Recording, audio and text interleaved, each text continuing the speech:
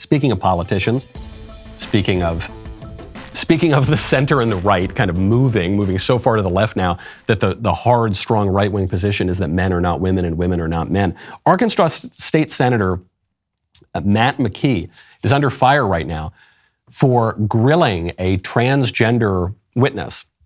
This is a dude dressed up as a chick. And he asked this man a question that you are no longer allowed to ask the transgender people. Senator McKee, you're recognized. Are you telling us that you're unfamiliar with a large body of medical evidence of the harm that has come upon people that have gone through these processes? I'm familiar with a large body of evidence that shows that providing good affirming care saves lives. Are you saying that you're unaware of the large body of medical evidence of the harm that has come upon these people in these processes that have been gone through? Are you unaware of that body of evidence? I will repeat what I just said. Are you unaware of that body of evidence? I will repeat what I just said. You said that you're a trans woman. I trans female, yes, ma'am, sir. Do you have a penis?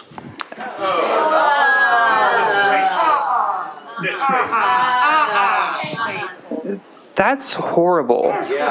You're the one that brought that into the discussion. I never said anything about genitalia. Oh, it had everything. That's horrible. How dare you ask the... Why is that so bad?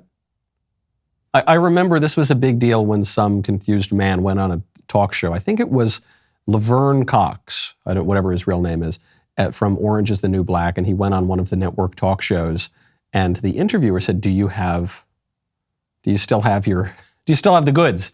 And this was so shocking. How dare you can't ask this person that question. Why not? The crux of a lot of opposition to transgenderism, don't forget 80% opposition in America to transgenderism, specifically as it applies to kids, hinges on the idea that dudes can go into the girls' locker room and get naked. So whether or not a person has their genitals is a pivotal question here.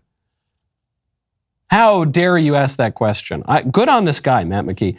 I hope that a lot of conservatives take this lesson and not only don't run away from the left wing, oh my goodness, clutching my pearls. I hope they actively seek it out. I hope that in every one of these testimonies about the transgender issue, I hope that the conservatives ask this question. Seek it out. This is a winning issue for us.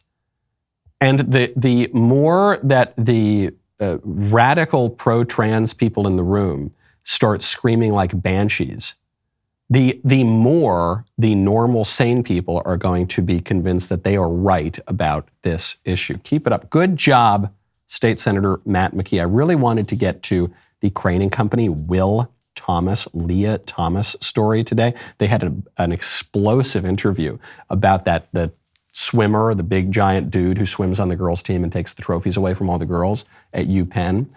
But we don't have time to do that. We've got to get to a more important story, I think. So we'll get to that tomorrow. If you haven't watched the Crane & Co. interview on this, though, make sure you go check out that interview today. The Georgia State Senator Emanuel Jones just highlighted the deep unseriousness, but political danger of this new kind of liberal activism in a way that's kind of banal, and we've all heard it before, but his explanation tells you a lot about it. This guy, State Senator Jones, called Clarence Thomas, you're going to be shocked to hear it, and Uncle Tom. Place a statue of Clarence Thomas on this grounds. We cannot avoid that conversation, so I'm not going to avoid it either. In the black community, we have an expression, and I don't want to use this label too deeply here because I'm just trying to tell you what we have in the African American community. When we talk about a person of color that goes back historically to the days of slavery and that person betraying his own community, we have a term in the black community. That term that we use is called Uncle Tom.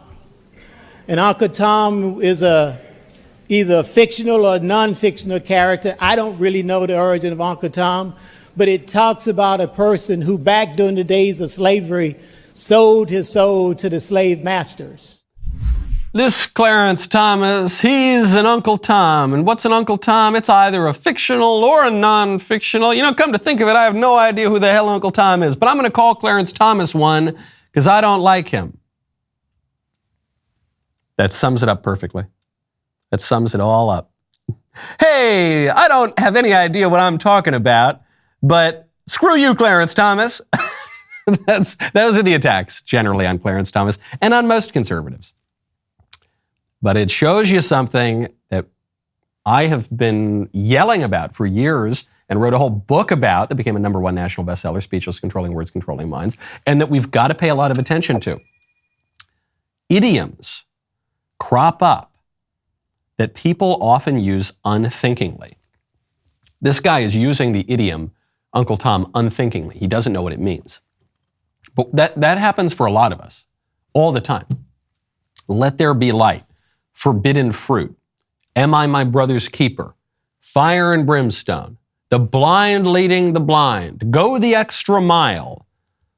All of those idioms come from the Bible. Most people don't know that they come from the Bible. In fact, many people who have never read the Bible, who don't believe in the Bible, will use those idioms all the time. That's how culture works. Culture works by certain texts, by certain pieces of art, by certain rituals, just creeping in and not only being inserted into your language, but actually coming to constitute your language. And by constituting your language, it constitutes the way that you think. And that's what you're seeing here with Uncle Tom. This guy has no idea what the context of Uncle Tom is. He just knows that Uncle Tom means black people aren't supposed to be conservative. That's what he knows about Uncle Tom. And so he just says it, beep, boop. He's not thinking. This is not a particularly conscious human being.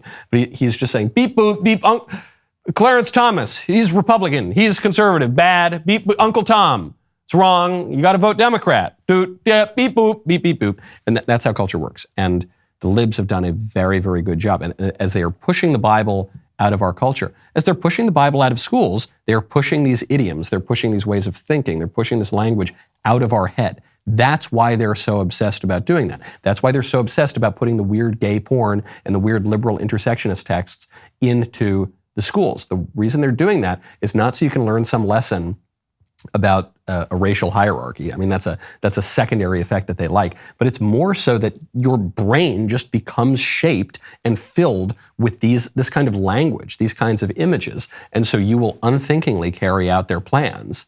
You won't even know that you're doing it.